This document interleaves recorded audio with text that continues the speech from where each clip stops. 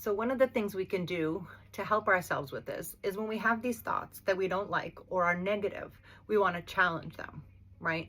Because we want to change our thought to be something nicer or kinder than what we were thinking to ourselves previously. So if you're talking negative of yourself, one, your brain's going to believe it, and two, you're going to continue to have these bad thoughts until you change that. Now, picture you're cutting through the woods and you always take that path with your thought. You always jump to the negative first thing. Your brain shoots down that easy path. If you're going to change your thought process, instead of taking this easy path, you have to change direction and you have to cut through the shrubs, the bush, and all the thorns on this side. At first, it's going to be hard. Yes. If you continue to take that path, it will eventually get impacted like the other path and it will get easier to walk down. When you continue to go this way and you change your thought process, what will happen over here is this path, because you're not using it anymore, will start to grow and the bushes and the trees will start to cover it and the grass will start to grow back, and that path won't be as easily accessible to your brain. And that's the same thing. We can constantly reprogram and change our brain and our thoughts and how we see reality and how we see ourselves. And that's called neuroplasticity, our brain's ability to change.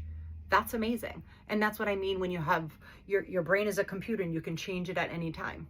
Think of it as like your brain is like your desktop, right? If every time you open up your computer on your desktop and all the icons you see is trauma, the worst thing that ever happened to you, everything that makes you cry, everything that makes you sad, all your failures in this folder, that's what you're going to constantly focus on. If you have a beautiful computer desktop background like mine, it's positive. That's something you open all the time. It's a reminder. So we want to do the same thing, right? We want to think nice thoughts about ourselves. And this is how we can use our brain to our advantage. It literally believes what you tell it. So if you tell your brain, I'm a badass bitch and I'm going to crush today, you will crush today. And it's kind of like the lens.